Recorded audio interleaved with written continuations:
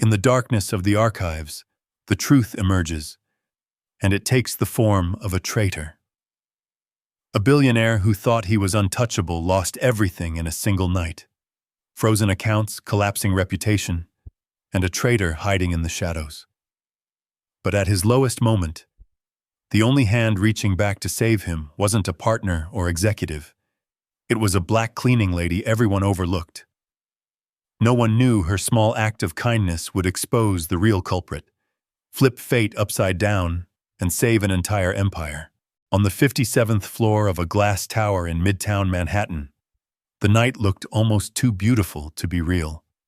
The city lay below like a carpet of stars turned upside down, rivers of yellow cabs sliding through the streets, red taillights blinking in endless lines.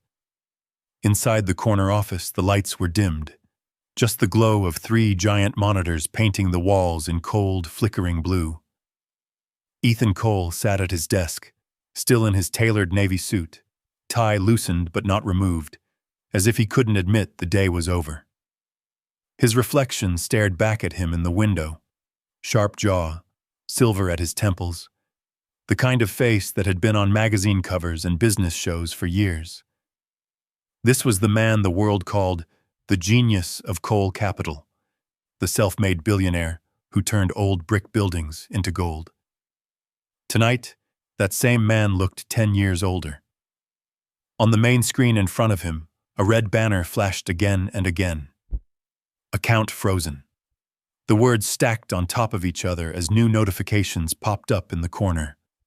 One fund, then another, then another. A cascade of warnings rolled across the screen, like someone had pulled the plug on his entire life. "Come on," he muttered, clicking through windows with shaking fingers. "This has to be an error." But the numbers didn't care how he felt. One hedge fund announced a full redemption. A pension fund suspended its commitment.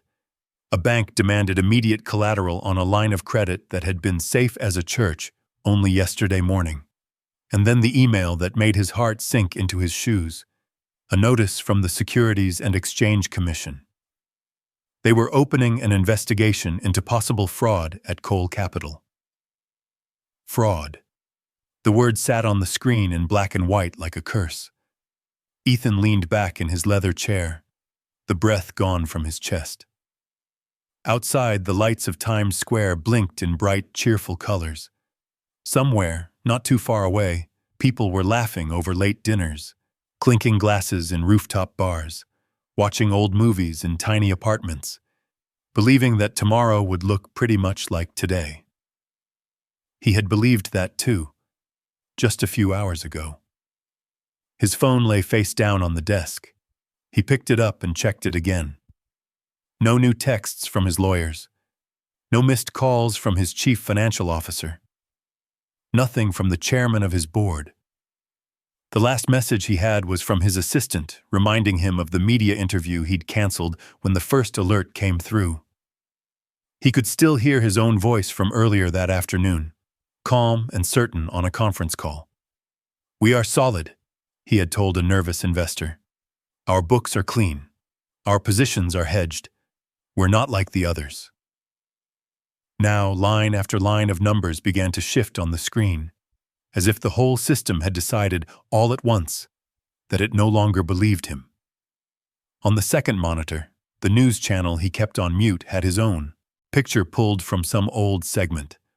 A bright red breaking news banner ran underneath his face. Ethan turned the sound on just long enough to hear a few words. Sources say, regulators are examining whether Coal Capital misled investors about the risk level of its portfolio. If these allegations prove true, the fallout could be catastrophic. He stabbed the mute button again, his jaw clenching. "Lies," he whispered. "All of it." He knew he didn't cook his books. He knew he didn't hide losses or sell junk as if it were gold. He had built everything on being smarter, faster, braver than the next guy, but not crooked. Never crooked. So who had done this?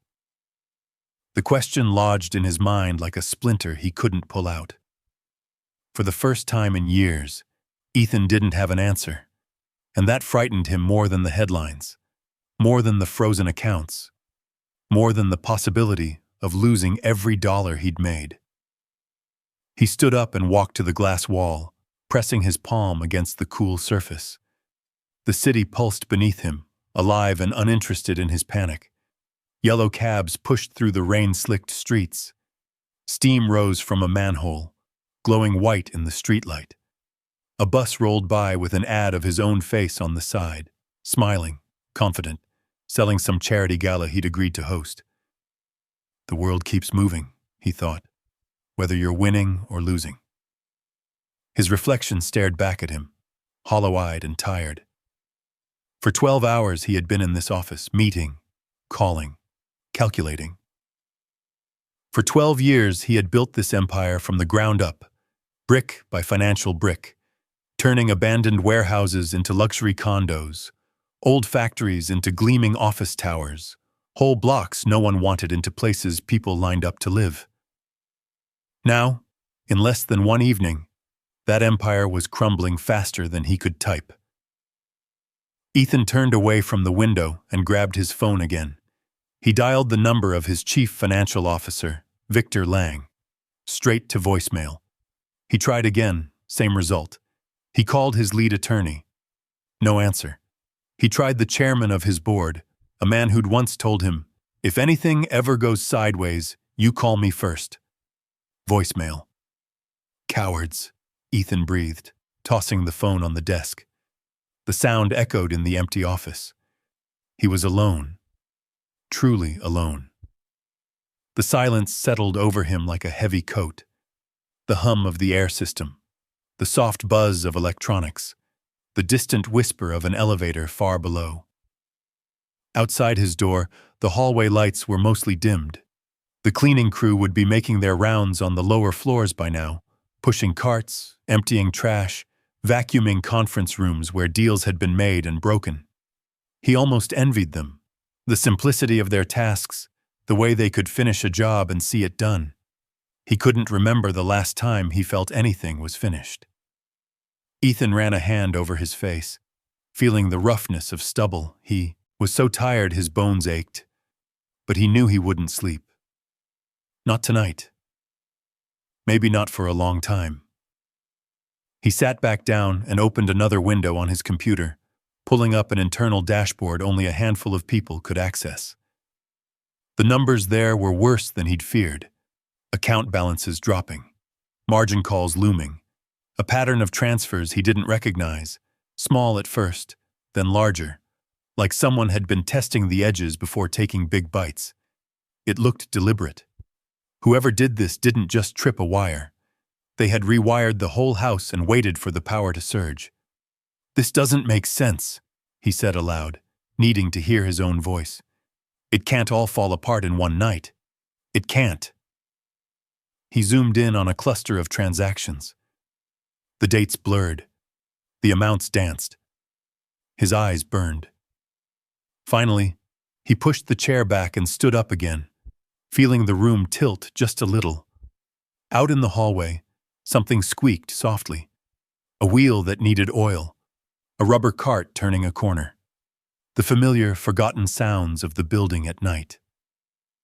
At the far end of the corridor, under the low fluorescent light, a gray cleaning cart appeared, pushed by a woman in a navy uniform and white sneakers.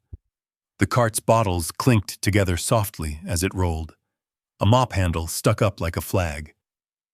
Monique Harris was halfway through her shift, and her feet hurt like they always did around this time.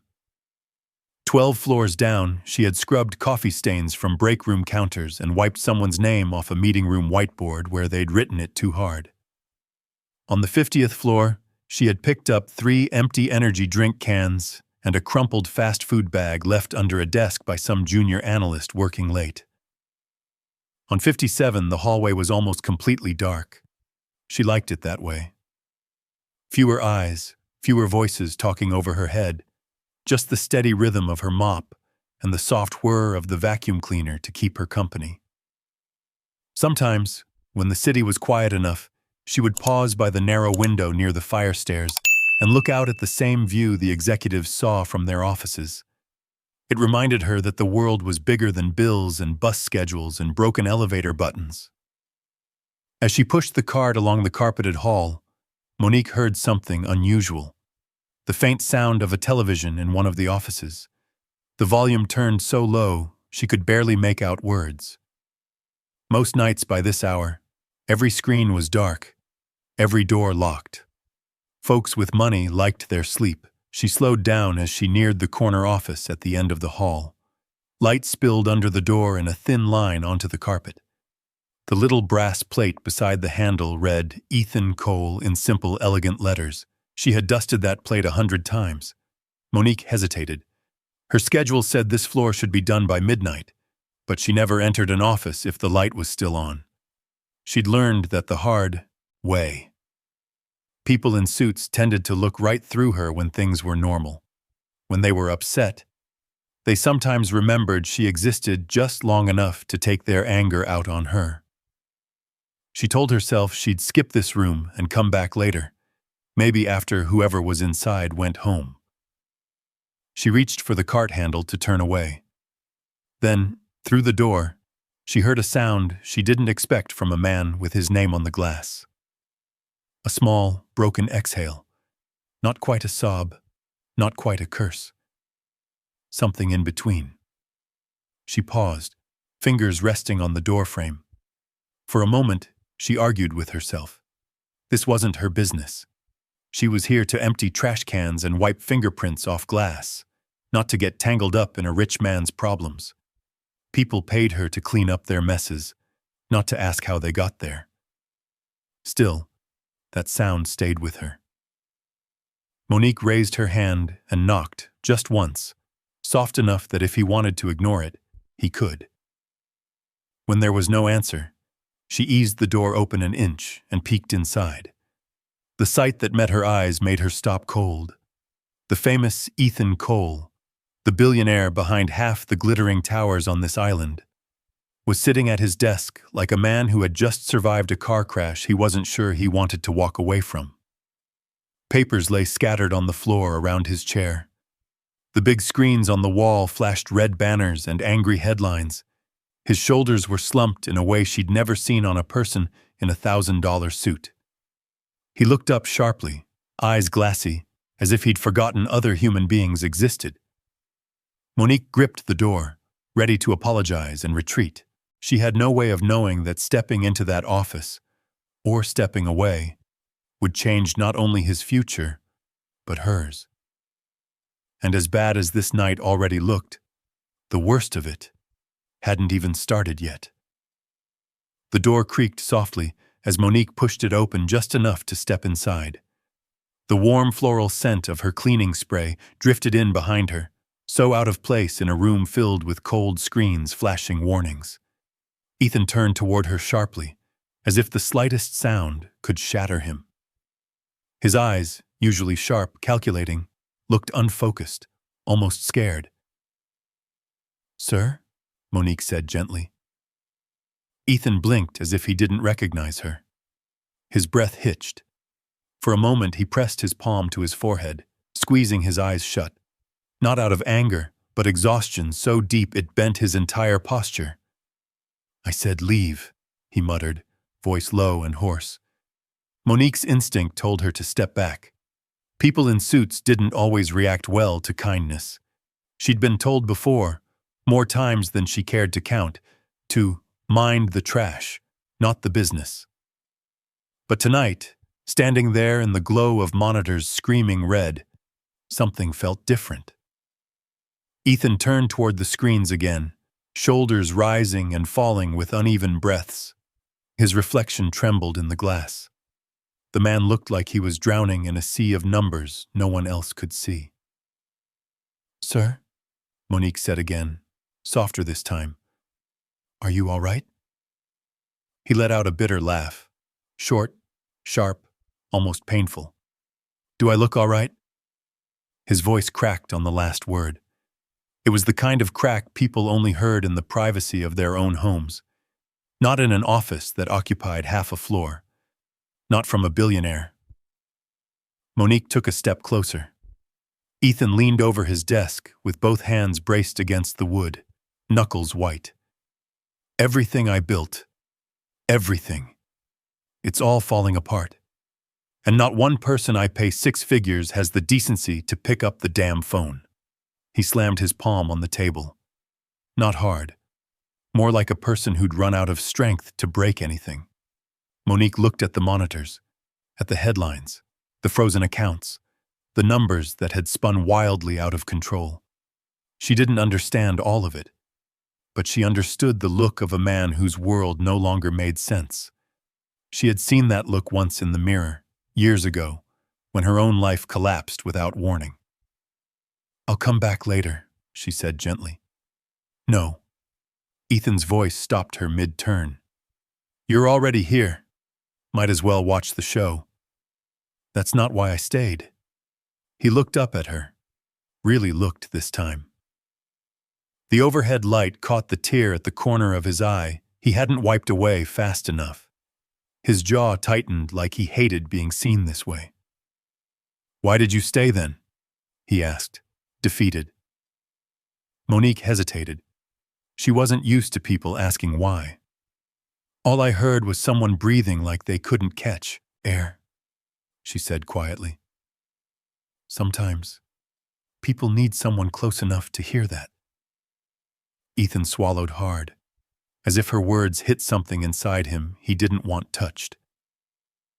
A long silence stretched between them, broken only by the muted hum of the HVAC and the steady blinking of financial alerts.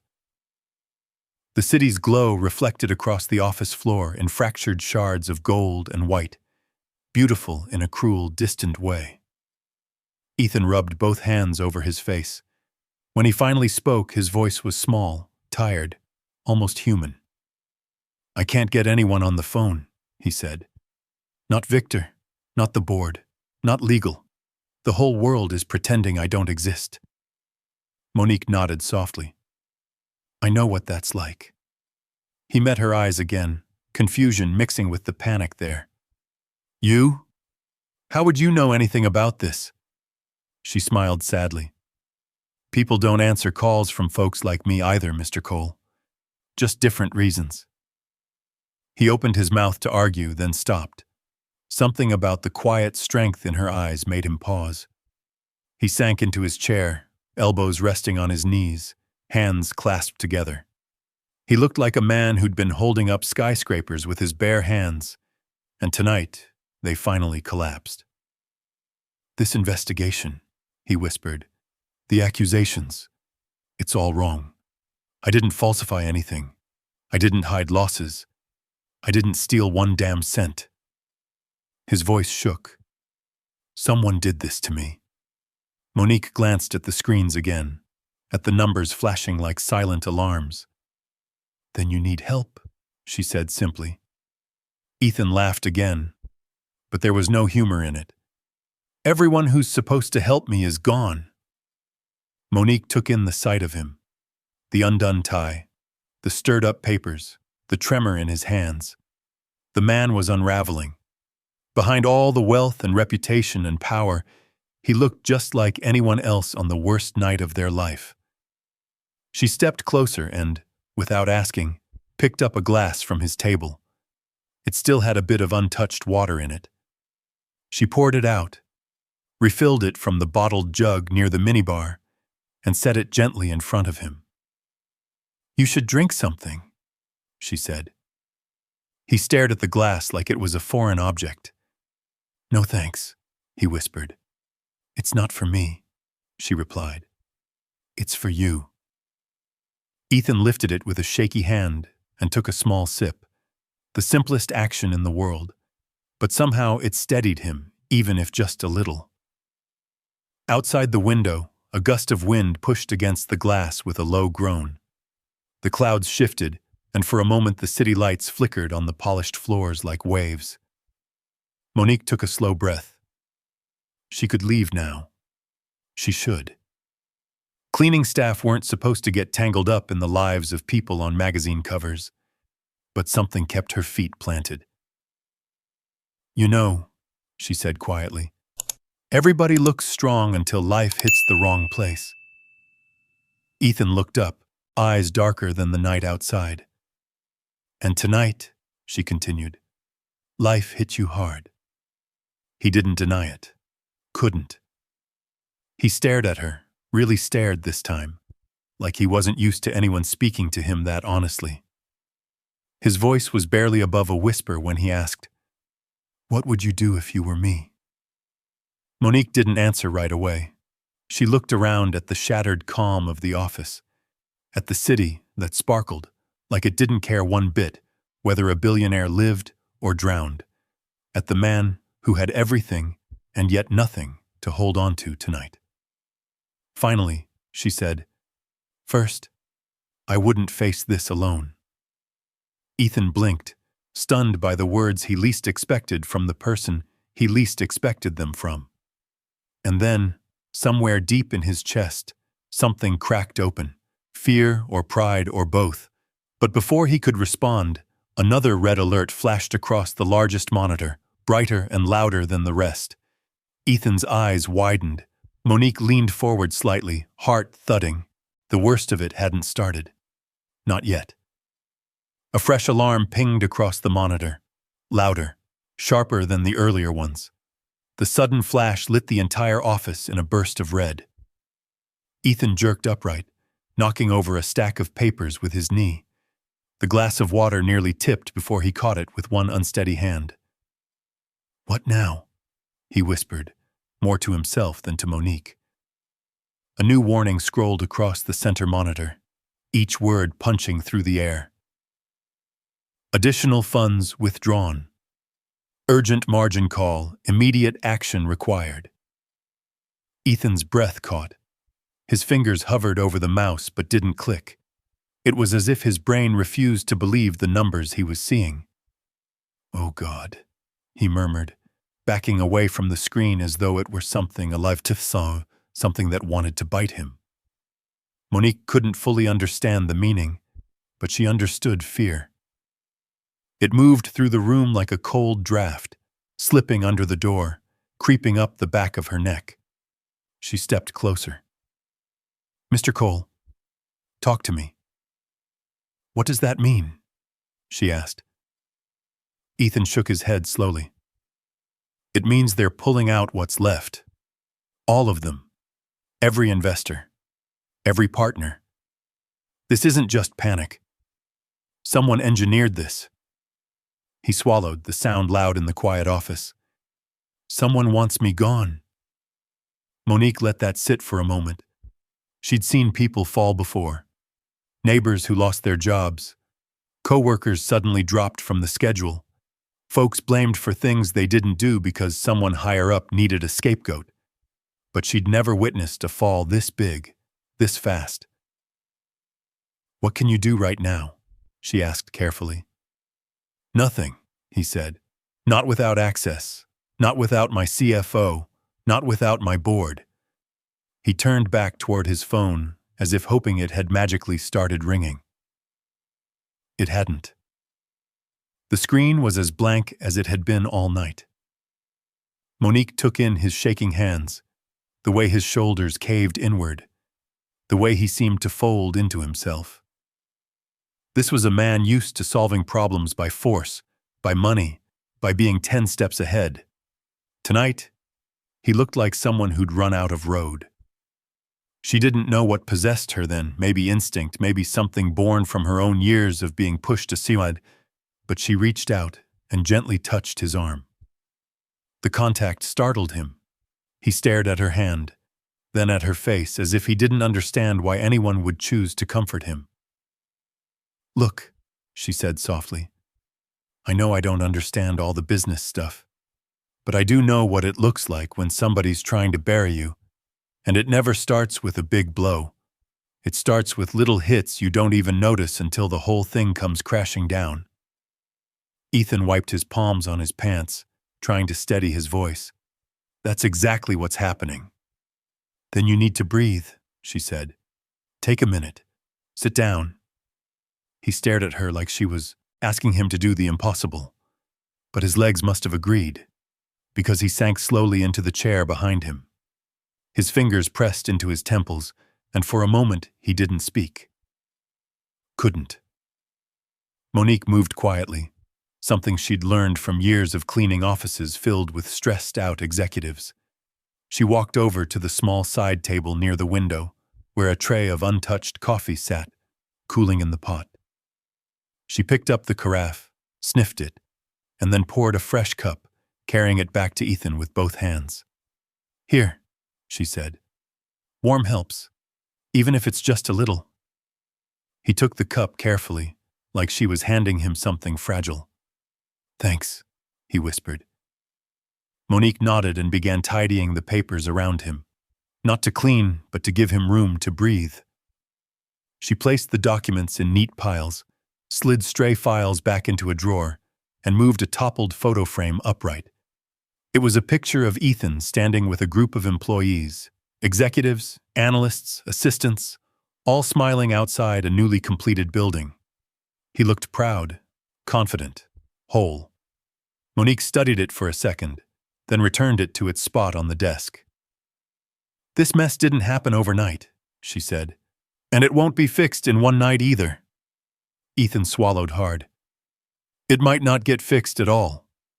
Not if you keep saying that." He let out a weak laugh. It wasn't humor.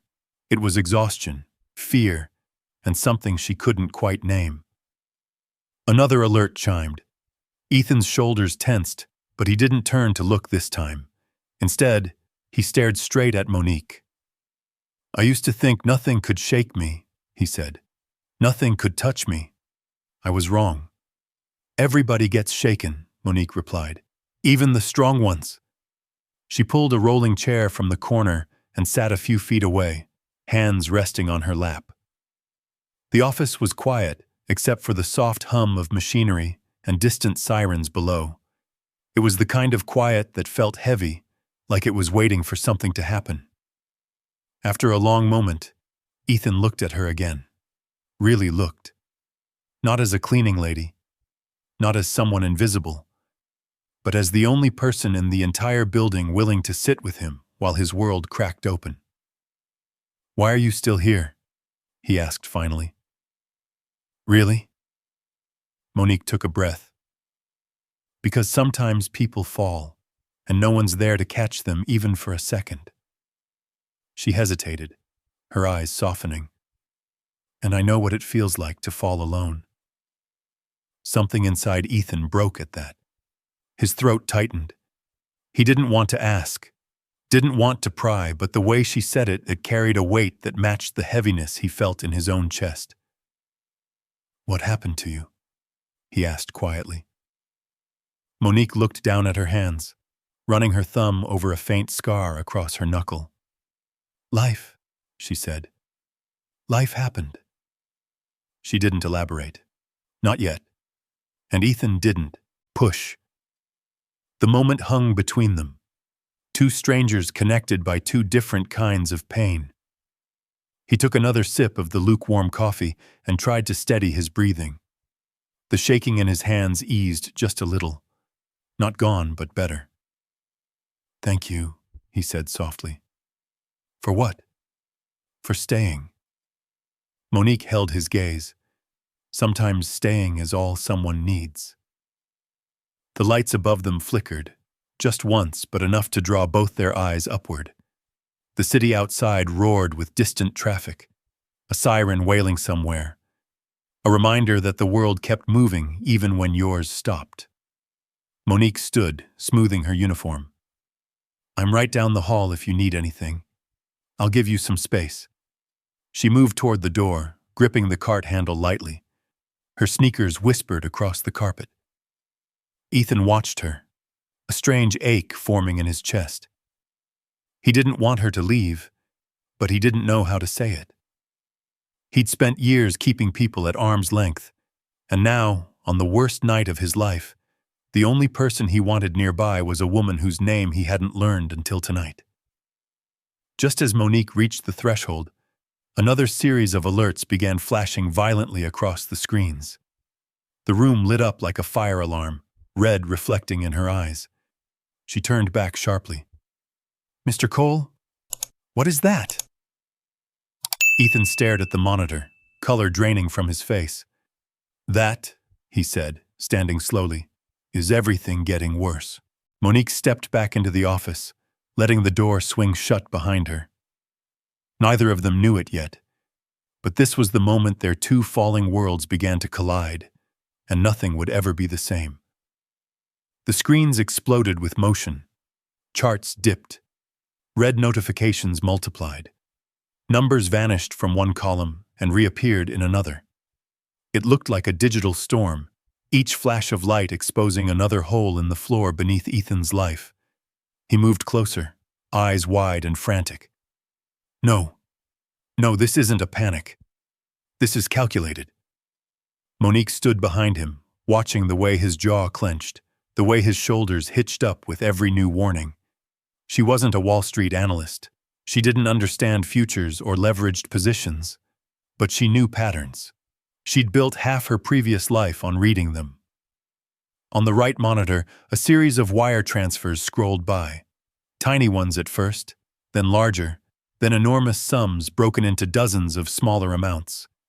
It was a breadcrumb trail, one she recognized immediately. "Hold up," she whispered without meaning to. Ethan barely heard her. "What? What now?" Monique pointed at the transfers. That what? That pattern. Those numbers right there. They don't belong." Ethan frowned at her. "Monique, these are complex transactions. I know what I'm looking at," she said, surprising even herself with the firmness in her voice. She moved closer, leaning over his shoulder. The faint scent of lemon cleaner followed her. Her finger hovered just above the glass. "That amount, split like that, repeated 7 days in a row?" She shook her head. "Somebody's cooking your books. Sloppy, too." Ethan blinked. "Sloppy? These are sophisticated transfers. Trust me, whoever did this, they're sophisticated in the way a wolf in a suit is sophisticated," she cut in. "Mean and calculated, not smart." She exhaled slowly. "I've seen this exact pattern before." A silence dropped between them, heavy, unexpected. Ethan turned in his chair. "Monique, what do you mean you've seen this before?" Her eyes lowered. For the first time tonight, there was something in her expression that didn't belong to the moment. Something older, deeper, something that still hurt. She took a slow breath. "Before this job, I wasn't always pushing a mop around rich people's offices." Ethan didn't speak. He knew better than to interrupt. "I used to work in Atlanta," she continued, "at a big firm. Bigger than this place in some ways. They trusted me with the internal accounts, audits, balance sheets." Her voice tightened. "They said I was good. Real good." Ethan leaned in. "What happened?" Monique's fingers pressed into the cleaning cloth she was holding, as if steadying herself. "Someone higher up was moving money. The same way I'm seeing it here. Same kind of structure, same timing, same increments. A shell game. And when the whole thing blew up, they pinned it on the lowest name on the list." Her voice went flat. "That was me." The office seemed to breathe with her confession. The city lights behind the window flickered like distant stars, indifferent to the truth unfolding in the room. Ethan's expression shifted, from exhaustion to confusion to something like disbelief. "Are you telling me," he said quietly, "that you were framed?" Monique gave a sad, tired smile. "I'm telling you they needed somebody to blame. And I was easy. A single black mom with no powerful friends? That's like painting a target on your own back." The ache in her words settled deep in the room. "I lost everything," she continued. "My job, my license, my savings, my apartment. Even my car got repossessed." She swallowed hard. "My son was still little then. I had to move up here because it was the only place I could find work fast. Cleaning paid enough to keep us fed. Nothing more." Ethan's throat tightened. "Monique, I'm sorry. I didn't know." "Of course you didn't." Her voice was gentle, not accusing. "People don't ask women like me how we got here. They just see the uniform." Ethan inhaled sharply. Her words were too close to the truth he'd ignored for years. She straightened and nodded to the screen again. "But that's the same mess that ruined my life. Someone is setting you up, Mr. Cole. And if you don't stop it now, you're going to end up exactly like I did, except with way more to lose." Her tone was calm, but her hands trembled at her sides. Not from fear, rage she'd carried for too many years. Ethan studied her, struggling to reconcile the woman before him with the life she'd just described. "Monique, why didn't you ever fight back?" She laughed softly, bitterly. "Fight back? With what? Lawyers cost money, time costs money, appeals cost money, and when you're poor, you can't afford justice. You can barely afford breakfast." Ethan looked at the monitors again, suddenly aware of how fragile his empire was, how quickly a person could be erased. "You're saying someone inside my company is doing this," he said. "I'm saying someone with access is doing this," she corrected. "And they're using the same trick they used on me, slow moves, then a big collapse." She stepped closer to the screen, eyes sharp now, awakened. "These transactions, they're deliberate, almost like they wanted you to notice too late." Ethan's breath hitched. "I did notice too late." "Not too late," she said. "Not if you act now." Ethan stood so suddenly, his chair rolled back a few inches. "I need to find out who's behind this." Monique nodded once. "Then we start with the paper trail." "We," he echoed. For a second, she almost backed down, almost said she was just a cleaning lady who should keep her head down and stay out of trouble. But then she remembered Marcus doing homework under a flickering lamp. She remembered boxes filled with eviction notices. She remembered every time someone called her girl instead of her name. She lifted her chin. "Yes, we." Ethan stared at her, a woman in a Navy uniform, standing steady in the middle of his collapsing world, and something shifted behind his eyes. Respect. Real respect. Sunlight from a streetlight washed across the floor as a taxi turned below, throwing a brief golden beam into the office. It landed right on Monique's face, catching the strength there, a strength that had been ignored for far too long. "All right," Ethan whispered. "Then let's do this." Monique nodded. "We'll need to check your hard copies, the real records, from before anything could have been altered." Ethan grabbed his keycard. "They're in the document room, downstairs." He held the door open for her, an unspoken acknowledgement that whatever line had once separated their worlds had begun to blur. Monique pushed her cart aside, leaving it in the hallway. Side by side, they walked into the dim corridor. And neither of them realized it yet, but this small, unlikely alliance between a billionaire and a cleaning lady was about to flip their entire universe upside down. The hallway felt colder than it had just minutes before, as if the building itself sensed what they were about to uncover. The lights above flickered in a tired rhythm, casting long shadows across the carpet. Ethan swiped his badge at the elevator panel, and the doors slid open with a soft, metallic sigh. They stepped inside, he in his tailored suit, she in her worn uniform with faint bleach stains on the sleeves. It was a sight the elevator probably hadn't witnessed before. As the doors closed, the city's glow vanished, and the two of them were left in the small, quiet box suspended between 57 stories of power and 57 stories of secrets. Ethan pressed the button for the 12th floor, the secure records room, a level most employees didn't even know existed. Monique held onto the handrail, her eyes drifting up to the glowing numbers above the door as they descended. The soft hum of the motor filled the silence. She'd ridden this elevator for months, cleaning floor after floor, yet she had never been below 20. Nobody ever asked her to go lower. Tonight, a billionaire needed her to. Ethan watched her from the corner of his eye. Something in her posture, straight, steady, unshaken, felt more grounding than anything he'd felt all night.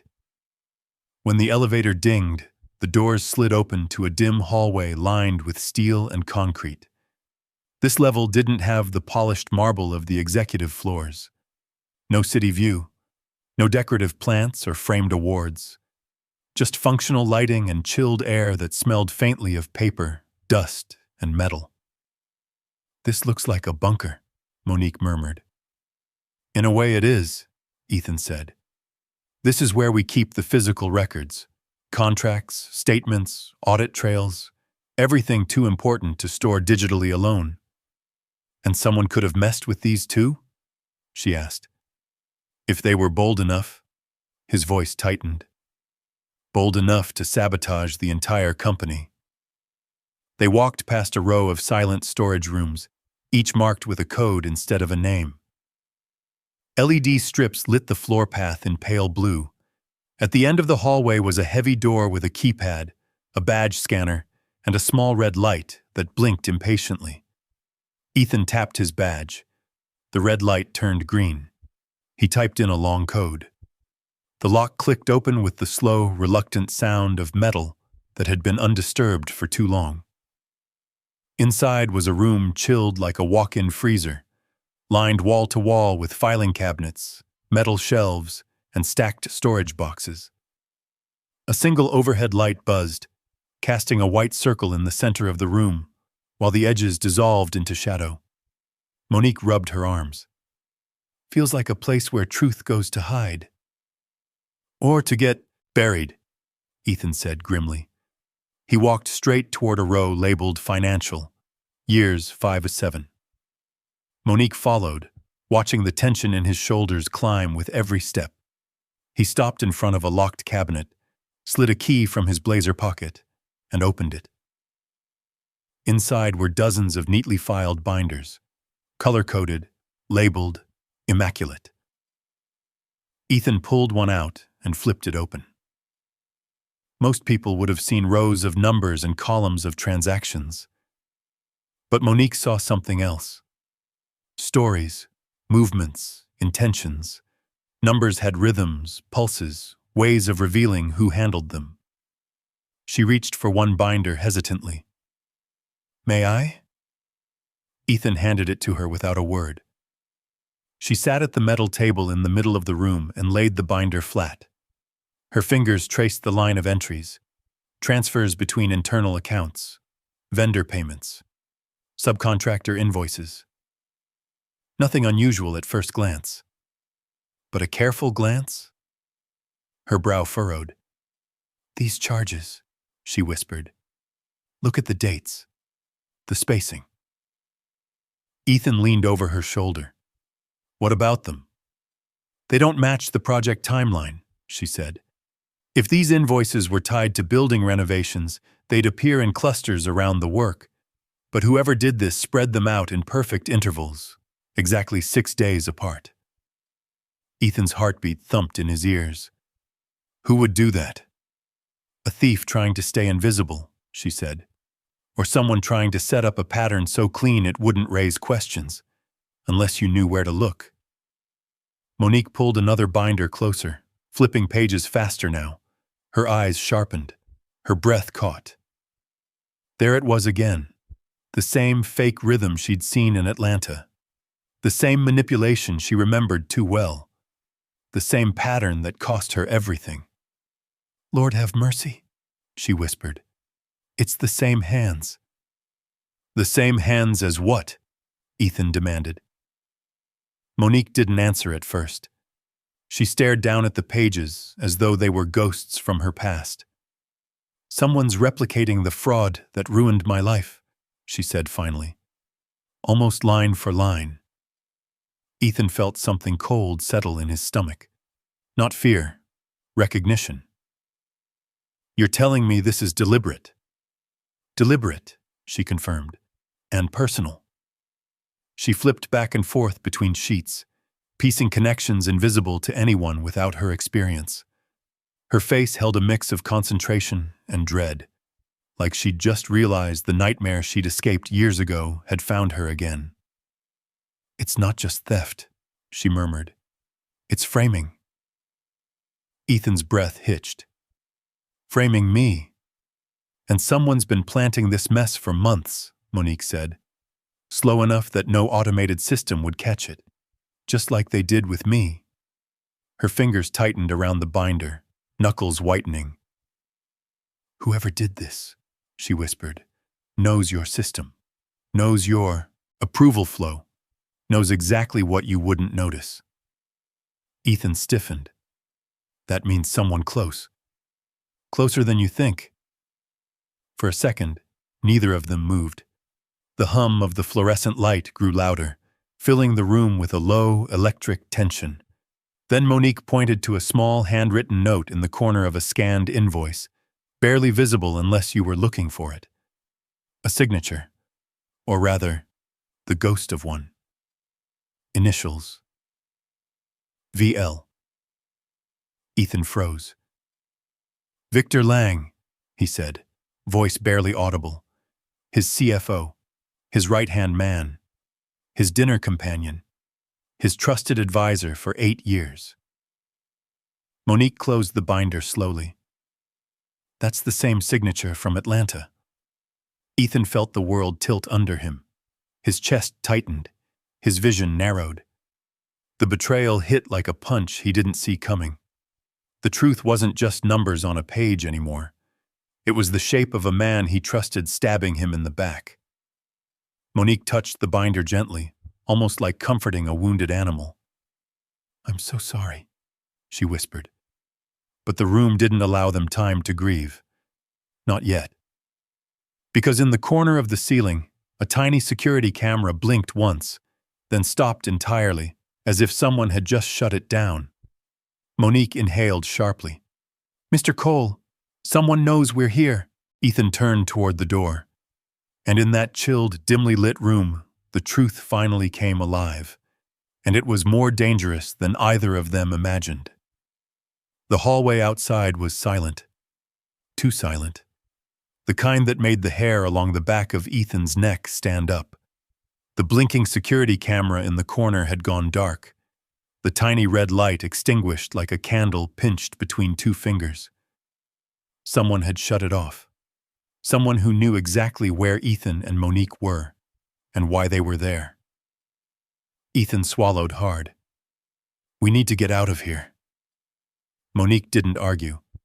She closed the binder gently, as if it were a fragile thing, and handed it to him. Take this one, she whispered. It has enough to prove a pattern. Steps echoed faintly somewhere down the hall. Slow, measured, like a man unhurried, confident he owned whatever space he walked through. Ethan sucked in a breath. Someone's coming. Stay behind me, Monique said softly. Ethan blinked. Behind you? I should be the one. You're the one they want, she said. Not me. Her words hit him like a slap of cold air. She wasn't wrong. Whoever orchestrated the fraud wasn't afraid of a cleaning lady. But they were terrified of Ethan discovering the truth. The steps grew louder, closer. Monique reached over and clicked off the overhead light. The room fell into a dim glow from the hallway, shadows stretching long across the concrete floor. They pressed themselves between 2 tall filing cabinets just as the heavy door began to open. A sliver of fluorescent light pierced the darkness, falling directly across the metal table in the center of the room. And standing in the doorway, silhouetted by the hallway glow, was Victor Lang. Monique felt Ethan stiffen beside her. His breath hitched, quiet but sharp. Victor stepped inside, adjusting the cuff of his pristine shirt, the silver of his tie pin gleaming. He didn't rush, didn't call out, didn't look around in confusion like someone who stumbled onto something unexpected. He moved like a man checking a place he already knew had been disturbed. He reached the table, tapped the metal surface with 2 fingers, then picked up the binder they had left open. One Monique hadn't had time to close properly. He flipped it open casually, like he was reviewing a menu. "Well," Victor murmured, "someone's been busy." His voice was smooth, collected, far too calm for a man whose boss was standing just feet away, hidden behind a filing cabinet while his world burned. Ethan's jaw clenched. Monique could feel the tension rolling off him. Victor turned a page, then another. His expression didn't change, but his shoulders relaxed slightly, as if confirming something. 8 years, he said into the empty room. 8 years, Ethan. You could have kept your eyes open once. He sounded almost disappointed. Ethan made a small sound, a breath that cracked, and Victor's head snapped up. Monique reacted first. She reached back, gripping Ethan's arm, grounding him with a firm squeeze. Her eyes warned him, "Don't move, don't breathe." Victor scanned the room. His eyes passed close to their hiding spot. Too close. Monique felt her pulse thudding in her ears. After a long, awful moment, Victor closed the binder and slid it back onto the table. Then he leaned both hands on the cold metal surface. His voice a soft mutter meant for no one and everyone. "It's already too late," he whispered. "You won't be able to stop it now." Then he straightened his jacket, turned, and walked out. The heavy door clicked shut behind him, his footsteps fading into the hallway. For several seconds, neither Ethan nor Monique moved. The air itself seemed to hold its breath.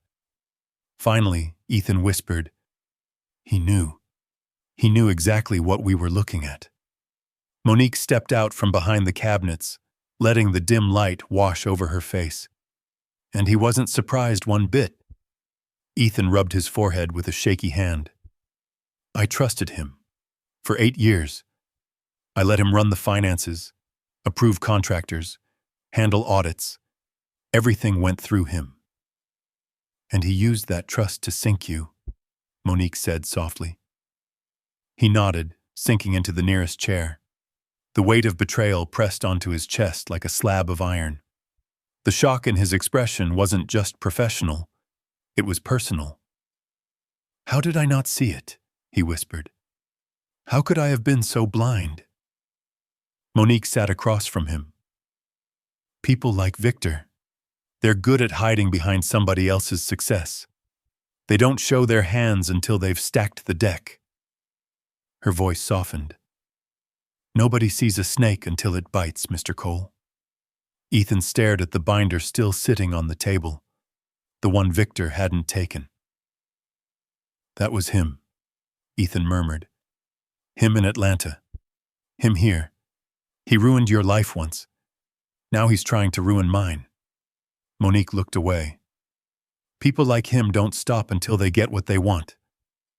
"And what does he want?" Ethan asked. Monique inhaled deeply. "Whatever you have. Your seat, your power, your company. Maybe more." Ethan's fingers tightened around the edge of the table. "We need proof, real proof, enough to make this stick." "We have a start," Monique said, "but it's not enough yet." "What do we do?" Monique stood and walked toward the door, pressing her ear against the cold metal. "We leave quietly. He thinks he scared us off, or at least confused us.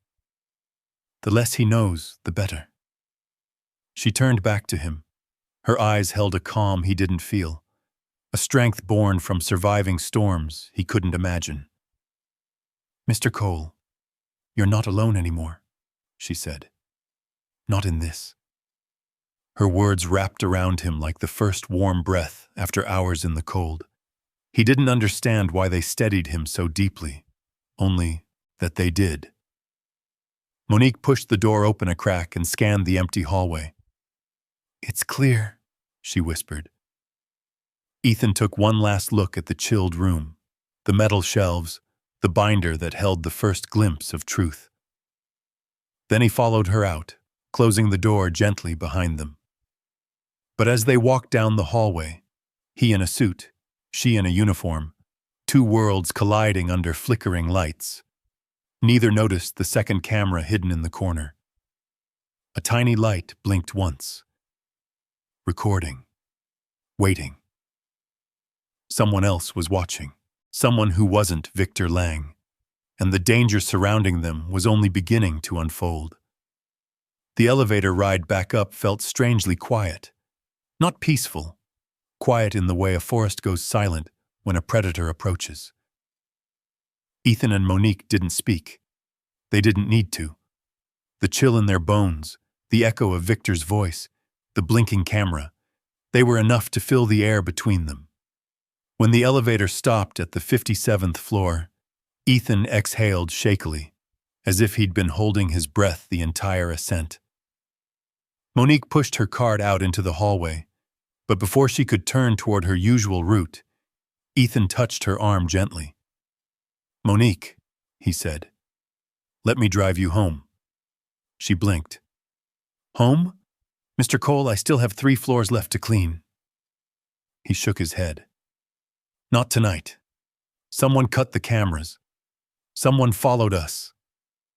I'm not letting you go out into the dark by yourself." She hesitated. She'd been taking the same late-night bus home for years. She'd walked the same cracked sidewalks, passed the same flickering streetlights, ignored the same men yelling on corners. Danger didn't scare her. Poverty taught her how to live beside it. But tonight felt different. Tonight, danger had a name, and it wore a suit. Monique nodded. "All right, just let me clock out." 20 minutes later, they stepped out into the cool Manhattan night. The city buzzed around them, taxis honking, steam rising from grates, neon signs blinking against wet pavement. Ethan unlocked his car with a soft chirp, a sleek black sedan that looked entirely out of place beside Monique's modest coat and worn lunch bag. He opened the passenger door for her. She paused, unsure for a moment.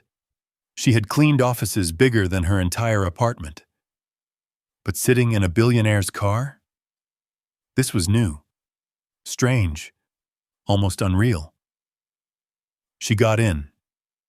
The interior smelled faintly of clean leather and cedar. The seats hugged her back in a way she wasn't used to. Ethan started the engine, the dashboard lighting up with soft blue glow. They pulled into the stream of late-night traffic. For several minutes, neither spoke. The lights of Times Square flicked across the windshield. The radio hummed quietly, with some soft jazz station Ethan didn't remember turning on. He glanced at her. "You all right?" Monique gave a tired half-smile. "I've been through worse nights. Not many, but a few. You shouldn't have to go through nights like this at all." She chuckled softly, shaking her head. "Where I'm from, nights like this happen more often than you'd think." Ethan's grip tightened on the steering wheel. The city thinned as they crossed the East River and rolled into Brooklyn. The lights grew dimmer. The sidewalks cracked. The buildings leaned a little. People moved slower, heads down, bundled against the cold. Monique directed him through side streets, past shuttered bodegas, laundromats that stayed open through the night, and kids hanging out near stairwells, laughing too loudly for the late hour. When they reached her block, Ethan slowed the car. Her building sat beneath a flickering street lamp, 3 stories of aging brick, paint peeling around the window frames. A buzzing from somewhere inside hinted at an overworked radiator or a dying light fixture. Ethan's chest tightened. "You live here?" She nodded. "Top floor. My boy's inside studying, or sleeping, or pretending to do one while doing the other." Ethan looked at the building again, then at her. "You deserve better." Her eyes softened. Not sad, just honest. A lot of folks deserve better. Doesn't mean they get it. He parked at the curb. They sat in the car a moment longer, the hum of the engine warming the air between them. "Thank you for bringing me home," she said. "Monique, I don't want you walking alone at night anymore. Not while this is happening." "Mr. Cole." "Ethan," he corrected gently. She blinked. "Ethan, you can't protect me from everything." "Maybe not," he said. "But tonight, I can get you home safe. And tomorrow, we start proving what Victor did." Monique didn't speak for a moment. Her eyes drifted up to the windows of her apartment. One light glowed dimly behind a curtain, the only warm spot on the entire block. "My son's asleep," she whispered. "He's all I've got, and I can't lose him. That's why I can't let this mess spill into my life." "It already has," Ethan said softly, "and I'm sorry for that." She looked at him then, really looked. Past the suit, past the wealth, past the fear. She saw a man stripped of everything except raw truth. "No," she murmured. "I chose to help you, and I'd do it again." His breath caught. That simple sentence meant more than any business partnership he'd ever formed. A cold gust rattled the car. Somewhere down the block, a dog barked. A lone bus rumbled past. Monique opened the door. "I'll see you in the morning." Ethan stepped out too, walking her the short distance to the entrance. The hallway light above the door buzzed and flickered. He stood beside her as she dug for her keys. "Monique?" "Yeah?" "When this is over," he said quietly, "I want to make sure you never get blamed for someone else's crime again." Her breath hitched, but she didn't let him see the emotion in it. She pushed open the door, the hinges creaking.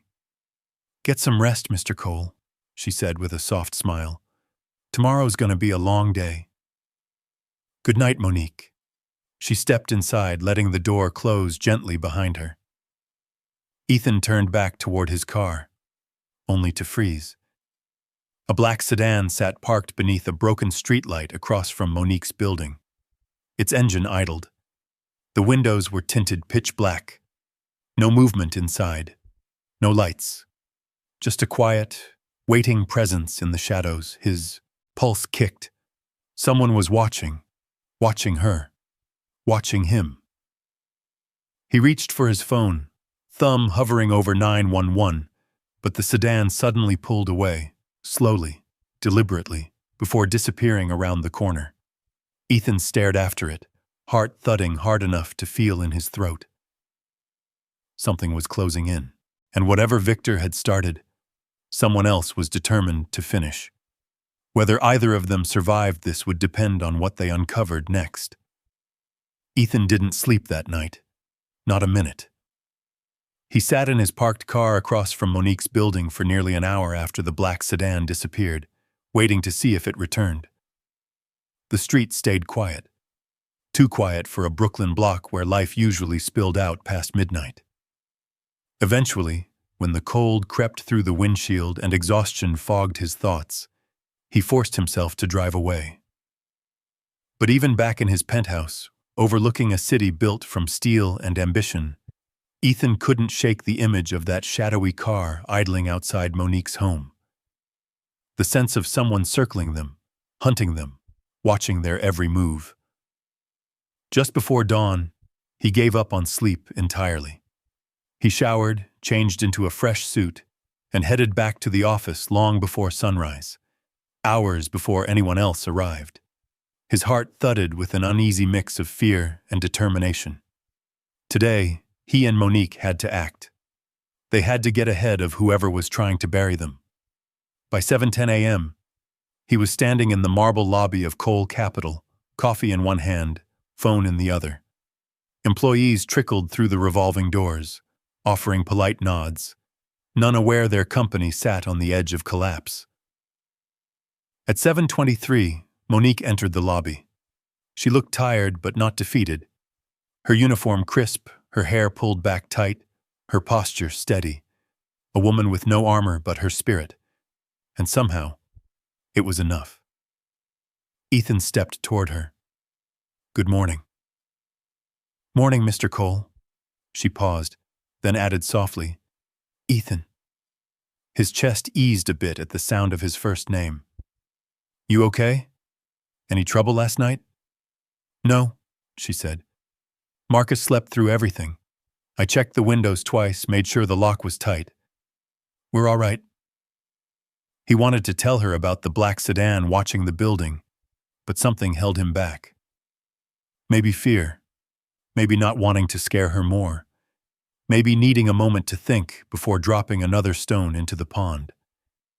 Instead, he said, "We should start early, before Victor gets in." She nodded.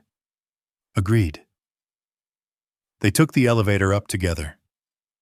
The morning sun cut through the glass walls, painting the hallway in gold and pale blue, but the warmth didn't reach them. Too much lay between them and daylight. As they neared Ethan's office, Monique slowed. Something on the floor caught her eye. A small white envelope. No markings. No name.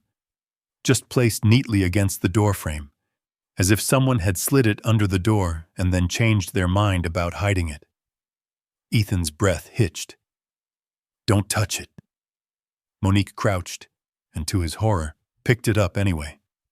"Monique, it's just paper," she said calmly. "If somebody meant harm, they wouldn't bother with a letter." Her fingers slid under the flap. She unfolded a single piece of paper. Her eyes scanned the page. Her skin drained of color. "What is it?" Ethan asked, heart pounding. She handed him the sheet. Typed in simple black letters, centered on the page. "Stop digging or you'll lose more than money." Below it, a grainy black and white photo. Marcus, her son. Walking out of his school yesterday afternoon, backpack slung over one shoulder, head down, completely unaware someone had been close enough to take the picture. Ethan felt his stomach drop. "Monique, I'm so sorry."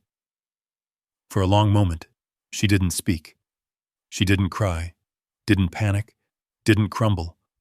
She just stared at the picture, jaw tight, eyes hardening like steel left too long in the fire.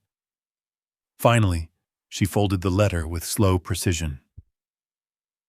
"They're scared," she whispered. "That's all this is. Scared people threaten what they can't control." Ethan shook his head. "This is more than fear. Someone is trying to break you, intimidate you."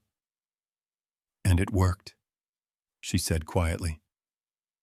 "I'm terrified." She met his eyes, and he saw it. Real fear, deep fear, but behind it, something stronger. "But I'm not backing down," she said. "Not after what Victor did. Not after Atlanta. Not after all those years of being treated like dirt while men like him rise." Ethan felt something in him shift. Admiration. Respect. A connection he hadn't expected. "You don't have to do this," he said. "Yes," she replied, voice steady. "I do." He swallowed. "Then we'll figure out the next step together." They entered his office and locked the door behind them. The blinds stayed closed. Ethan turned on only one lamp, low, warm light pooling across his desk. "We need evidence," he said. "Not just suspicions, something that ties Victor directly to the transfers. And we need to do it without letting him know we're onto him," Monique added. The two sat across from each other, leaning over notes, binders, and printouts. The room filled with the rustle of paper, the clicking of pens, the quiet intensity of two people racing against time. Monique pointed to a line item. "Here, this vendor doesn't exist." Ethan nodded. "This subcontractor either." They worked through the morning, reconstructing months of financial activity. Piece by piece, the shape of the fraud emerged. Complex, hidden, deliberate. At 10:02 a.m., Ethan's office phone rang. He stared at it. The caller ID displayed one name: Victor Lang. Monique tensed. "Don't answer if you don't feel safe." But Ethan exhaled slowly and pressed the speaker button. "Victor?" he said, voice steady. "Morning, Ethan," Victor replied, too casually. "Got your messages last night. Busy evening. You all right?" Ethan's gaze flicked to Monique. She gave a small nod. "Stay calm." "Yes," Ethan replied. "Rough night. We should talk later." "Of course," Victor said. "We all want what's best for the company." The line went dead. Ethan rubbed a hand across his mouth. "He's pretending nothing's wrong." "Because he thinks he scared us off," Monique said. "Which is exactly what we want him to think." They returned to work, but a shadow lingered between them. The picture of Marcus, the threat, the black sedan. Shortly after noon, Monique's phone buzzed. A text from Marcus. "Mom, were you home early this morning? I thought I heard something outside." Her fingers tightened around the phone. A tremor rolled through her, fear mixed with fury. "No," she whispered. "No, I wasn't home early." Ethan watched her face pale. "Monique?" She took a breath, centered herself. "I need to go home after work," she said, "just to check on things. Make sure the windows are locked. Talk to my boy." "You won't go alone," Ethan said immediately. She opened her mouth to object, closed it again, nodded. "All right." The day crept on. Their pile of evidence grew. Their nerves frayed. And as evening fell, they headed toward the building's exit together. The lobby glowed golden under the chandeliers. Outside, dusk settled over Manhattan like a heavy blanket. They stepped through the revolving doors, and Ethan's breath stopped. A familiar black sedan sat across the street, engine running, headlights off, waiting. Monique saw it too. Her grip tightened on her coat. Her jaw clenched. Ethan stepped closer to her, protective instinct pulling him forward. Tonight, they no longer pretended this was a coincidence. Tonight, they understood. They were up against something much bigger, much darker, and far more desperate than a greedy CFO. And whatever came next, they would have to face it together. The black sedan idled across the street like a patient hunter, its engine a low growl under the hum of the city. Manhattan's evening lights flickered across its hood, turning the tinted windshield into a dark mirror. No faces, no movement. Just a silent threat with headlights off. Monique froze beside Ethan. Her breath caught somewhere between her chest and throat. The chilled air pressed against them. Clinging to the fear, neither dared speak aloud. Ethan stepped slightly in front of her, protective instinct overriding logic. "Get in," he whispered, guiding her toward his car. They slipped inside. The locks clicked automatically, though the sound didn't offer much comfort. Ethan's hands trembled slightly as he gripped the steering wheel. Monique watched the sedan through the side mirror. "They want us to see them," she murmured. "That's the point." "It's intimidation," Ethan said. "Classic tactic." She shook her head slowly. "No, it's more personal. They're sending a message." Ethan's foot pressed the accelerator, and the car rolled away from the curb. The sedan followed, a car length behind, silent, persistent. Traffic swallowed them. The sedan blended in like a ghost on their trail. Monique's voice trembled only slightly. "Take a left up ahead." "You don't want me to take you home?" "Not yet. Too obvious. Let's go somewhere public." He understood instantly. Somewhere with witnesses. Somewhere safe or as safe as the night allowed.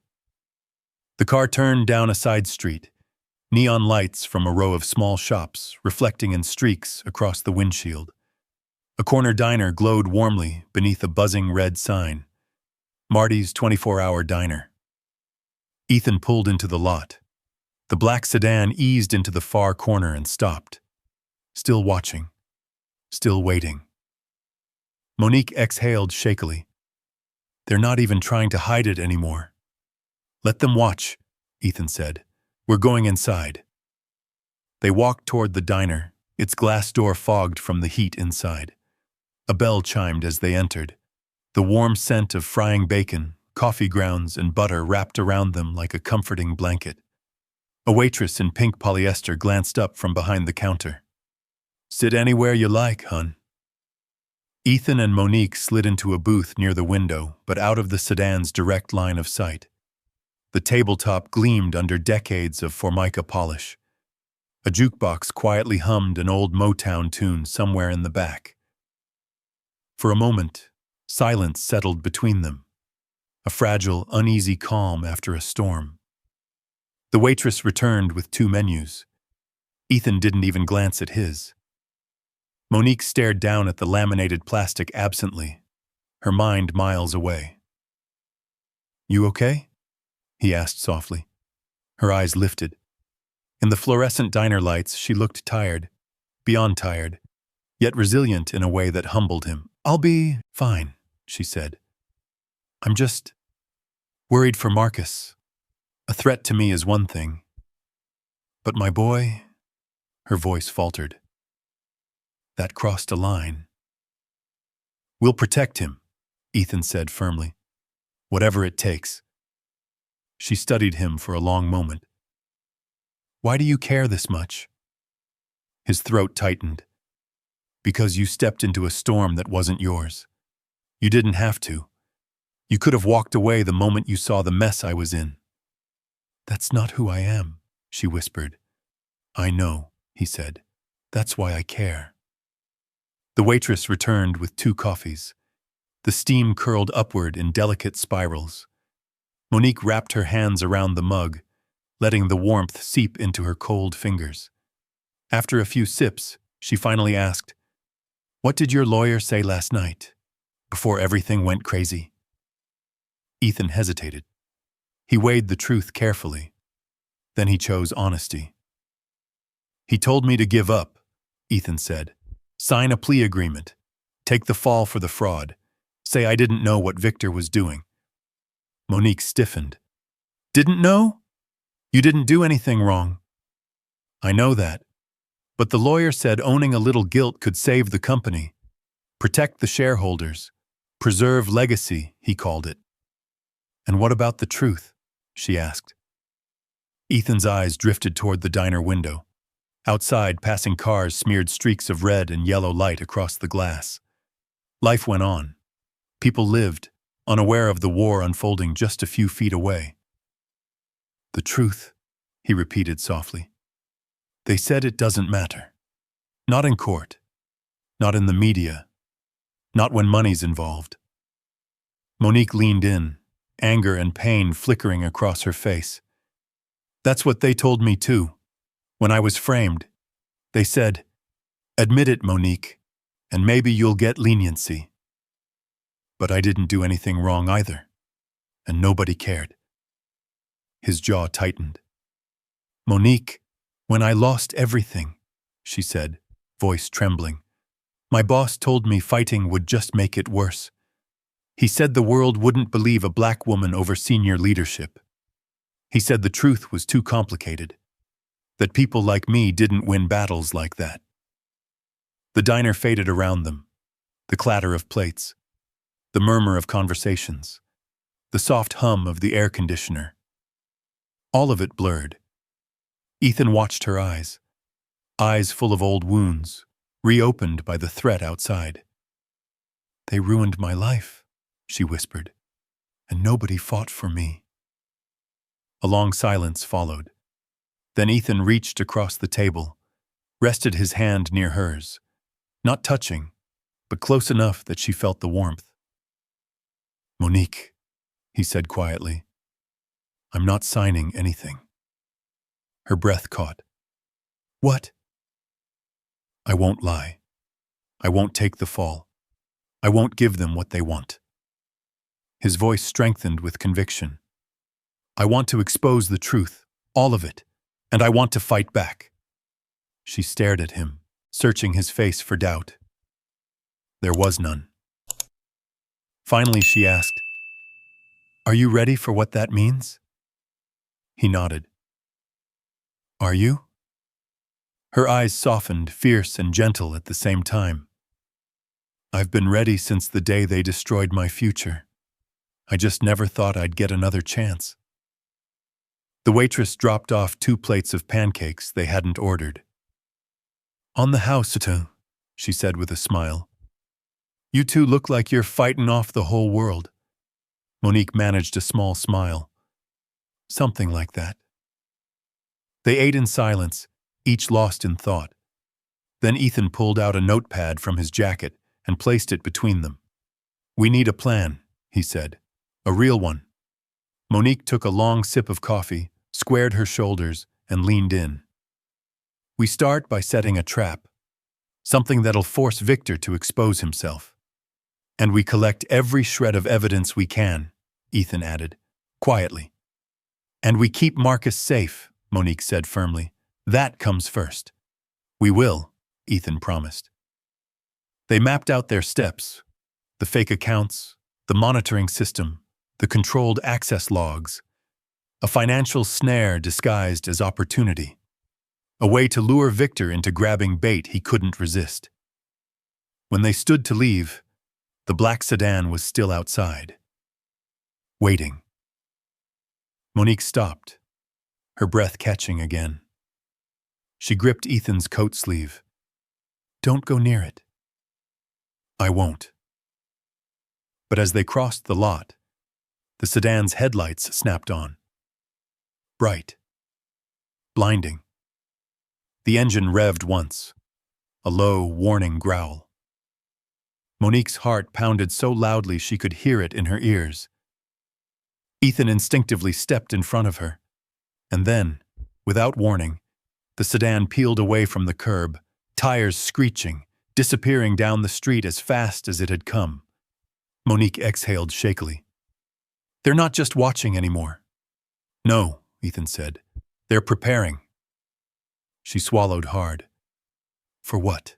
Ethan stared down the empty street, knowing the answer in his gut even before he said it.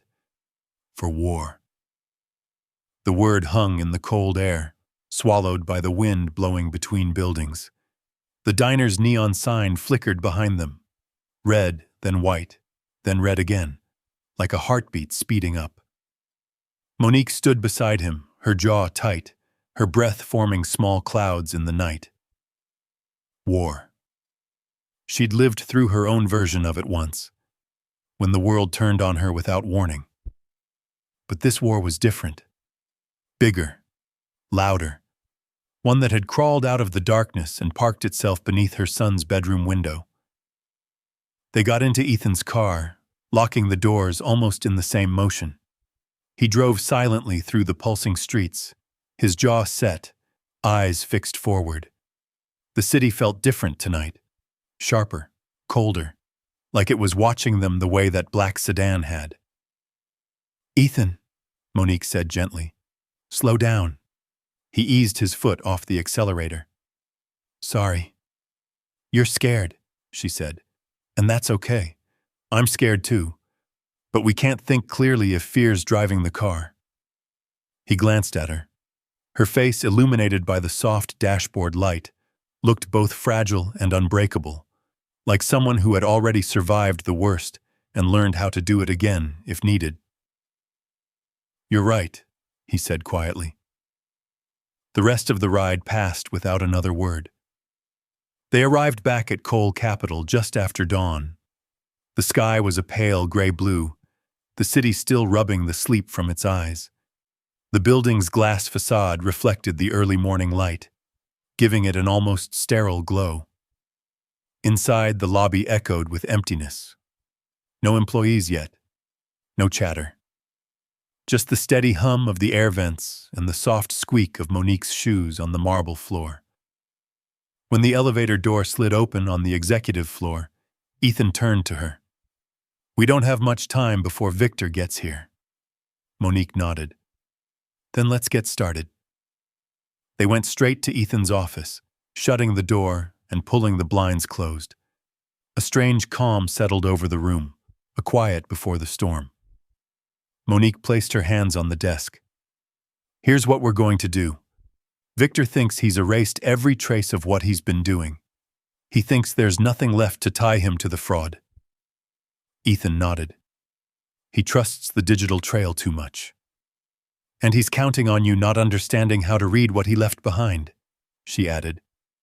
"Which is where we trap him." She reached into her bag and pulled out a small notebook. Not fancy. Not a corporate notepad. Just a simple spiral notebook with a bent corner and lined pages filled with her tight handwriting. She flipped to a clean page. "We create a fake opportunity," she said. "One you accidentally leave unprotected." Ethan leaned in. Something tempting enough for Victor to take the bait. Exactly. A fake internal account. A dummy subsidiary. Something that looks like it's worth skimming from. "And we watch who touches it." Monique nodded. "I'll set up alerts. Not digital ones that can be deleted, but a second layer he won't know about. Hard-coded logs, on a separate system he's never seen." Ethan blinked. "You can do that?" She gave him a tired, almost amused look. "Ethan, I survived in accounting for a decade before they ruined my life.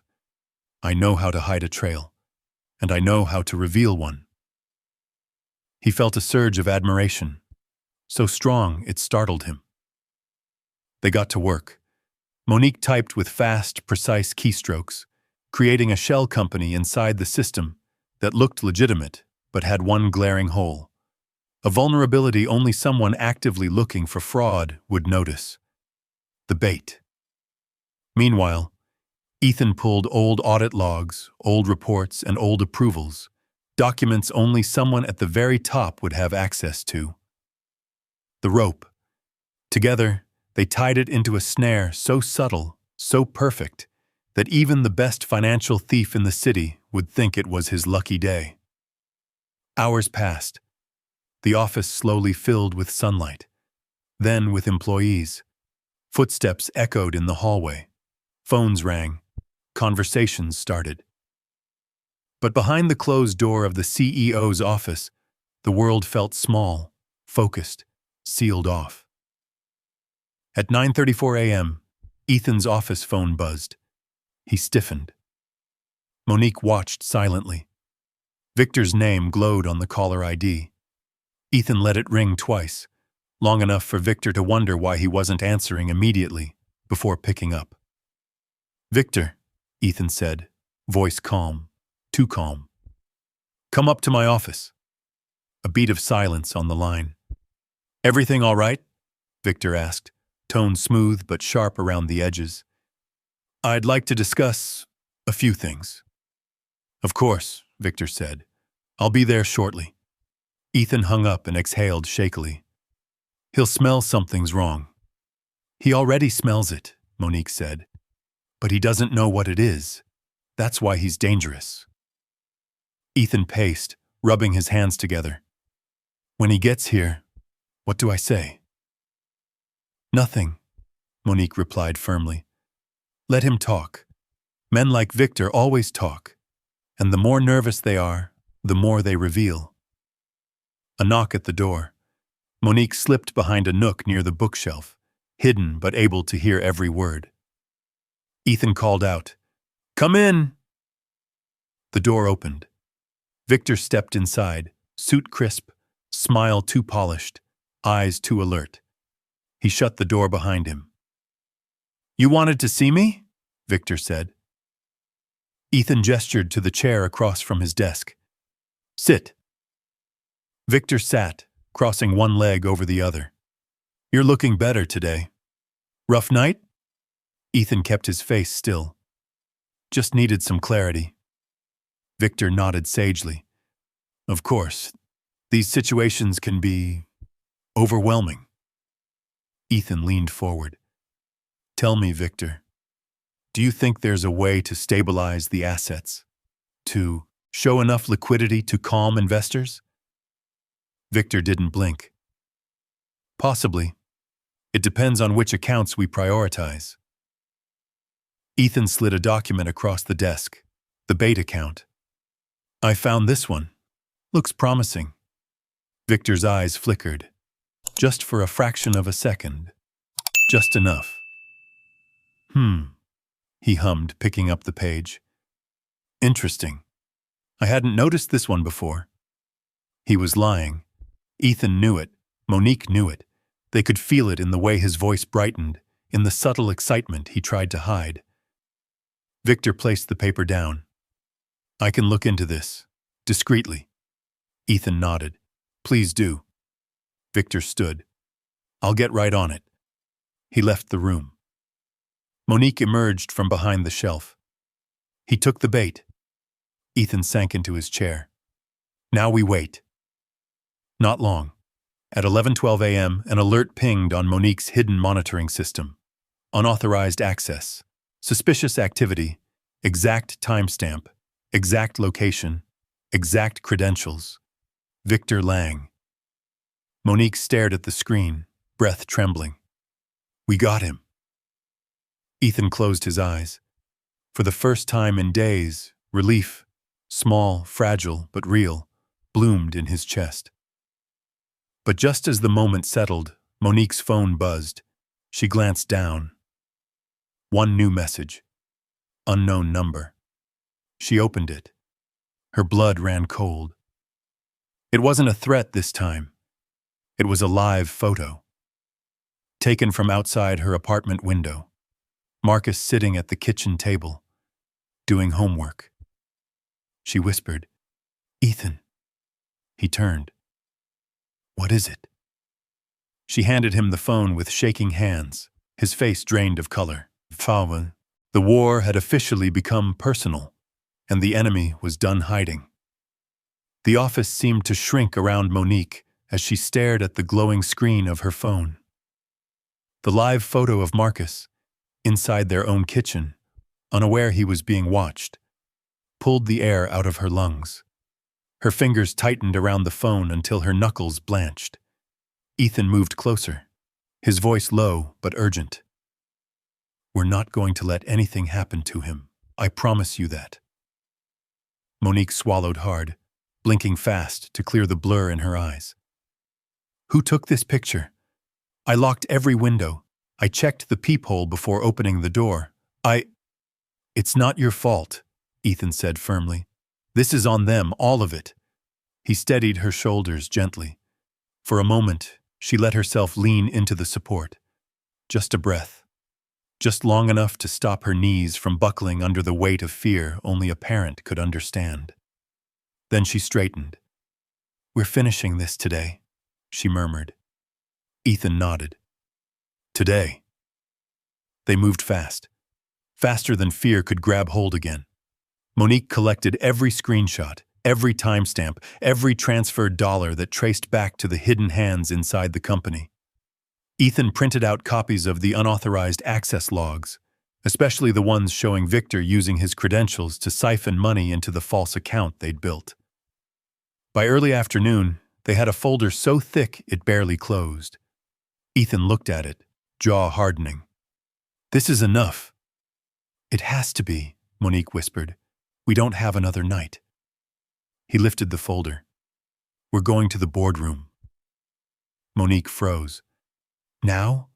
Without warning? Especially without warning. Her throat tightened. She wasn't dressed for this. She wasn't someone the board wanted to see. She was the kind of person they walked past without greeting, whose name they never bothered to learn. But today, she would stand in that room as the woman who uncovered the truth, not the woman who cleaned up their coffee stains. All right, she said softly. Let's go.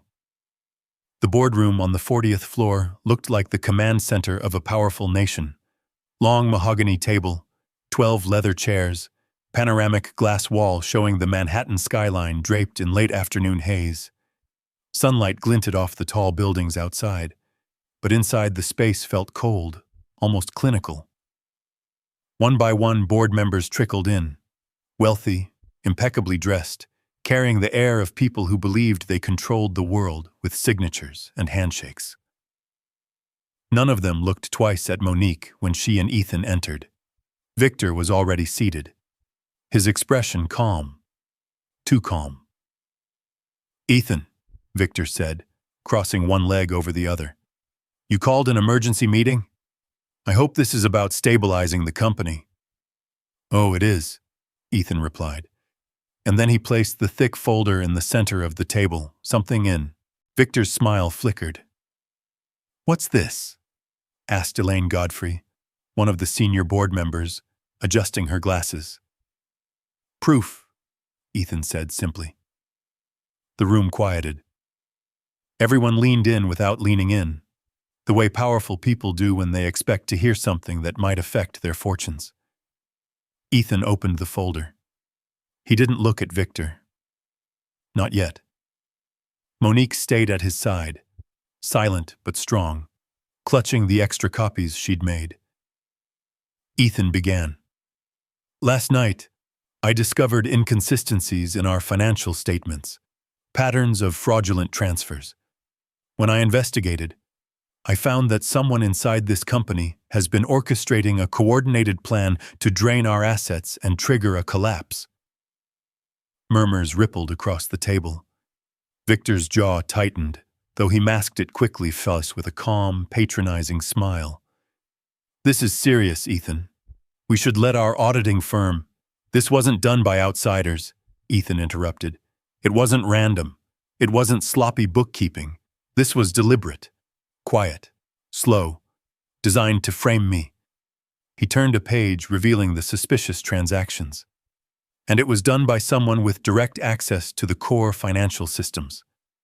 Monique handed the board members their copies, one by one. Some glanced at her like she was interrupting their lunch. Others didn't look at her at all. But when they opened the papers, silence spread thick as fog. "What the?" murmured one board member. "These transfers," another whispered. "It all leads back to one person," Ethan said. Victor shifted in his seat, a bead of sweat forming at his temple. "Ethan," he said carefully, "you're making a mistake." "No," Ethan replied. "I made a mistake trusting you." He slid the final sheet across the table, an access log with a timestamp, IP address, and login credential. "Victor's." The room erupted. "You accessed restricted accounts? These dates correspond to the missing funds. Is this a joke? Victor, explain this." Victor held up his hands. "Everyone needs to calm down. This is clearly a setup. You know Ethan has been under pressure." "Cut it," Ethan snapped. "We created a dummy account this morning, a fake opportunity, and guess who accessed it within an hour?" Monique's voice, steady as stone, filled the room. "Victor Lang." Every head turned to her. She didn't flinch. "You all don't know me," she said. "Most of you have probably seen me cleaning the halls and never said a word. But last night, I found a pattern in your books, the same pattern that ruined my life years ago in Atlanta." Her voice tightened. "A pattern Victor created." A hush fell. Not disbelief. Realization. Recognition. Guilt. Elaine Godfrey leaned forward. "Mr. Lang, is this true?" Victor's mask cracked. "You're going to believe a cleaning lady over me, but the shab junsul words, dismissive, ugly in their arrogance, hung in the air like smoke." Monique didn't react with anger. She stood tall, eyes steady, refusing to shrink under his insult. Ethan rose to his feet. "She is the only person in this room who didn't sell me out, didn't run, and didn't hide. She's the only reason this company still has a chance." Victor shot to his feet. "This is absurd!" But before he could talk more, two figures stepped into the boardroom doorway, the building's head of security and a federal agent with a badge clipped to her belt.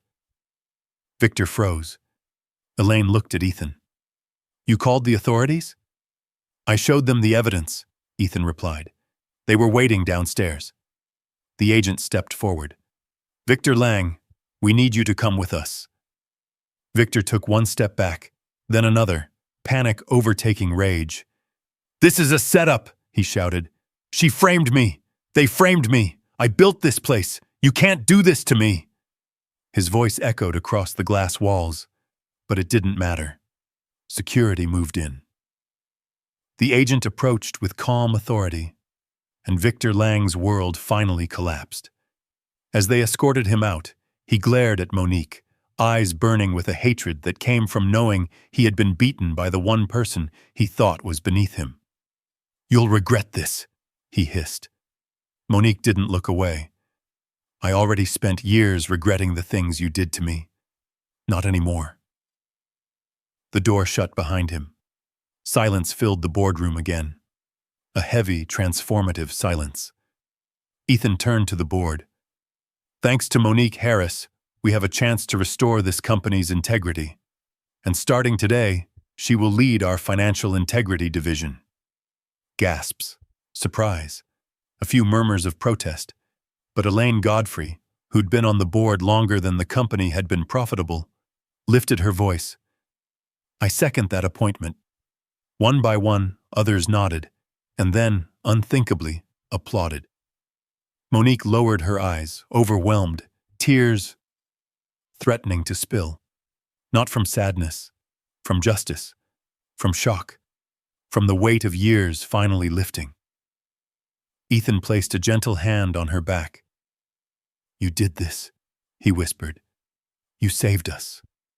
But she shook her head softly. "No, Ethan. We saved each other." And though the battle wasn't over, though challenges still waited outside that glass room, for the first time since her life shattered in Atlanta, Monique Harris felt the ground beneath her feet begin to steady again, and something even stronger than justice sparked quietly in her chest. Hope. It had been 3 months since the day Victor Lang was taken out of the boardroom in handcuffs. 3 months since the truth flooded daylight, washing away years of lies. 3 months since Monique Harris, once invisible, once dismissed as just the cleaning lady, stood tall in a room full of power and refused to be broken again. And in those 3 months, Coal Capital had been reborn. Early summer sunlight poured through the newly renovated lobby, warm and clean, reflecting off polished stone. Reporters occasionally hovered outside, snapping photos of the sudden turnaround story, the miracle recovery. But inside the building, employees walked with a steadiness they hadn't felt in months. The whispers of collapse had faded. The weight of suspicion had lifted. Today, however, the lobby buzzed with a different kind of energy. Workers arranged a cloth over a tall plaque near the back wall. Soft jazz drifted through the speakers. A small group of employees gathered quietly, waiting for something they knew was important, even if they didn't yet know how important. Ethan stood near the center of the room, straightening his tie. He looked healthier than he had the night his world nearly collapsed. Less hollow, less frantic. He moved with the grounded steadiness of a man who had been humbled and rebuilt by truth, not power. When the elevator chimed softly, everyone turned. Monique stepped out. She wore a navy dress, simple but elegant, paired with low heels. Her hair was styled gently, her posture proud. She looked nothing like the woman who once pushed a cleaning cart down these same hallways at midnight. Yet everything about her, her kindness, her strength, her quiet fire, was still the same. At her side, holding her hand, was Marcus. Taller now, almost 14, wearing a button-down shirt he kept tugging at nervously. Ethan smiled. Right on time. Monique gave him a small look. "You dragged me here an hour early, Ethan." "That's because today is important," he replied. She exhaled, still unused to being treated as someone worth gathering a crowd for. What exactly am I walking into? Nothing scary, Marcus said, grinning. Well, kind of. Monique looked down at him. Kind of. But he just squeezed her hand and nudged her forward. The room slowly fell quiet as she approached the covered plaque. Ethan stepped beside her, turning to the crowd. His voice rang clear across the lobby. 3 months ago, this company was on the brink of collapse. Fraud, betrayal, and corruption nearly wiped out everything we had built. I was ready to lose everything, because without the truth, nothing else mattered. People nodded, some looking down, remembering the fear of those days. Ethan continued. But the truth didn't come from the people we expected. It didn't come from the experts or the executives. It came from someone this company had overlooked for far too long. Monique's cheeks warmed. Her gaze dropped to the floor. This woman, Ethan said, motioning toward her, saved us. She saved our company. She saved my reputation. And she saved me from losing myself in the chaos. A swell of emotion tightened Monique's throat. She uncovered the fraud, Ethan said. She uncovered the pattern that even our most advanced systems missed. And she did it while facing threats to her safety and her family. She did it with courage, integrity, and a commitment to justice stronger than anyone I've ever known.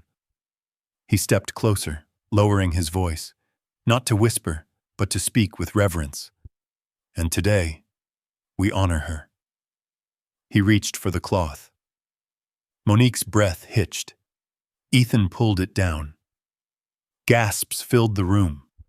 On the polished plaque, engraved in brushed gold letters, the Harris Justice Center, dedicated to integrity, truth, and the courage to do what's right. Monique covered her mouth with her hand. Marcus beamed up at her. Mom, that's your name. For a moment she couldn't speak. Tears shimmered but didn't fall. She placed a trembling hand against the cold metal, tracing the letters. Letters that would outlive her. Letters that would remind every person in this building that truth could come from anywhere. That courage didn't need permission. Finally, she turned to Ethan. You didn't have to do this, she whispered. Yes, he said softly. I did. He extended a small box to her. For a moment her heart stuttered until he opened it, revealing not a ring, but a silver key card. Her new badge. Head of Financial Integrity, Ethan said, smiling gently. Your office is upstairs, and it's yours as long as you want it. Monique blinked at the badge, her fingerprint already encoded, her name professionally printed, her title shining under the lights. I don't know what to say, she murmured. Say you'll keep doing what you've always done, Ethan replied. Seeing people, protecting the truth, keeping us honest. Her lips curved into a full, warm smile. That I can do. The employees applauded. Real applause, heartfelt applause. Some wiped their eyes. Others approached her to shake her hand, to thank her, to apologize for not seeing her before. For the first time in a long time, Monique felt seen, not for what she had suffered, but for what she had become. The ceremony ended in soft murmurs and quiet congratulations. As the crowd thinned, Ethan approached her once more. There's one more thing, he said. She laughed lightly. Ethan, if you say there's a Harris Tower somewhere, I'm walking out. No tower, he chuckled. Just a truth I never said. Monique tilted her head, curious. Ethan's expression softened. You didn't just save the company. You saved me. The man I was, before all this, wasn't someone I'm proud of. You reminded me what matters. The words wrapped around her like a warm shawl. Gentle, honest, needed. And you, she said quietly, Made sure the world understood my worth. That's something I'll never forget. Marcus walked up and slipped his hand into his mother's. Mom, can we go home now? I want to show you the drawing I made for your new office. Monique smiled. Yeah, baby, we can. Ethan looked at her one last time. If you ever need anything at all, you know where my office is. She nodded. Same to you. They stepped out into the late afternoon sun. Brooklyn bound, ready to start a new chapter neither had ever imagined. Behind them, inside the lobby, the plaque gleamed in the warm light. The Harris Justice Center. Born from courage. Built on truth. Led by a woman the world once overlooked. A reminder for anyone who walked those halls. Sometimes the miracle you're waiting for looks just like the person you ignored yesterday. If this story touched your heart even just a little, drop a simple 1 in the comments. If it made you think differently about people, leave a 0. No long message needed, just a small sign that you were here. And if you want more stories of kindness, redemption, and unexpected heroes, hit subscribe and stay close. There's another life-changing story coming your way soon.